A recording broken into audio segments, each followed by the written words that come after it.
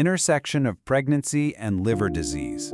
What happens when the dream of motherhood meets this complex medical challenge? Well, we're going to break it all down, turning complicated medical guidance into a clear, empowering plan. Okay, look at this number, 20%. It's kind of hard to even wrap your head around, but not that long ago, this was the reality.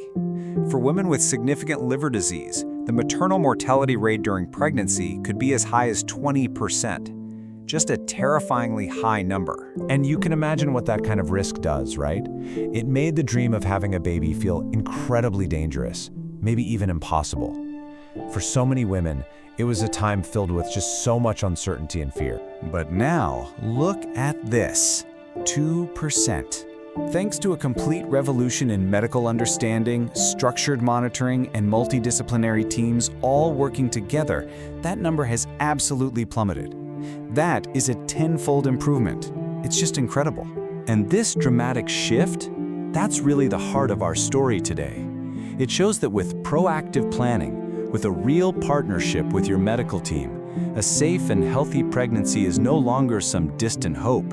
For many women with liver disease, it is an achievable reality. Okay, let's dive right in. First up, why exactly is this combination of pregnancy and liver disease so uniquely challenging? So you might see this number, 1.5%, and think, well, that's pretty rare.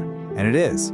But here's the thing, its clinical importance is huge. The potential severity of these conditions, if they're not diagnosed and managed quickly, means that understanding and planning are just absolutely critical for both mother and baby. And this all leads to a really crucial point.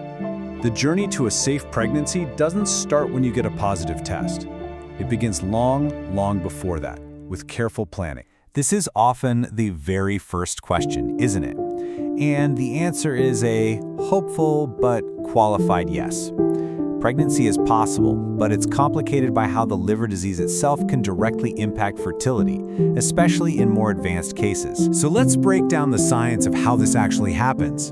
A liver that isn't working right struggles to clear estrogen from the body, so estrogen levels go up. This then throws a wrench into the body's main hormonal control center, the hypothalamo-pituitary gonadal axis. The whole system gets disrupted, and the final domino to fall is that ovulation can be suppressed, making natural conception a lot more difficult. So, for those facing these fertility challenges, it's natural to ask about other paths.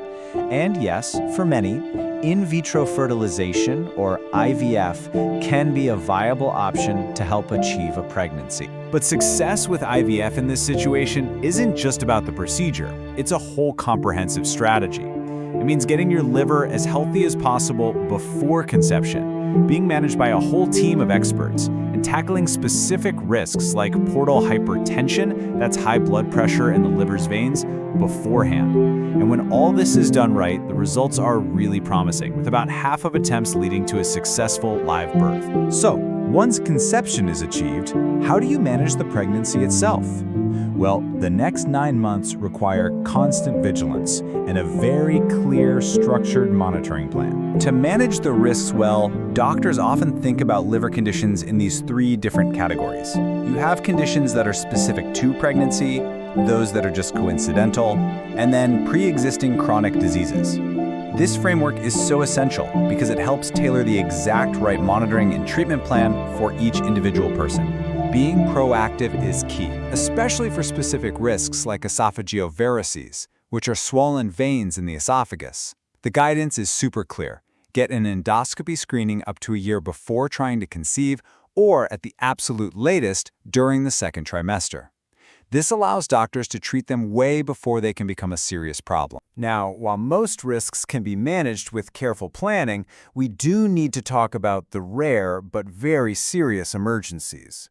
In these situations, recognizing the signs quickly is absolutely life-saving. The source material gives this strong warning for a very good reason. A hepatitis E infection during pregnancy, especially from certain viral genotypes, can be devastating. It can lead to acute liver failure with frightening speed. And the danger from hepatitis E isn't static. It escalates dramatically as the pregnancy progresses. While the risk is lower at the start, it can shoot up to a maternal mortality rate of 20 to 25% in the third trimester. This makes prevention through strict hygiene an absolute top priority. Another critical emergency is acute fatty liver of pregnancy, or AFLP. And what's fascinating here is that this isn't just a maternal issue.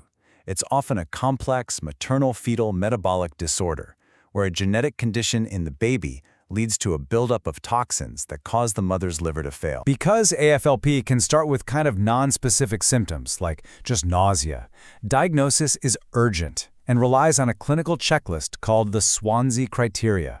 If a patient has 6 or more of these signs, things like high bilirubin, low glucose, impaired blood clotting, it strongly points to the diagnosis. And once it's suspected, there's no time to waste.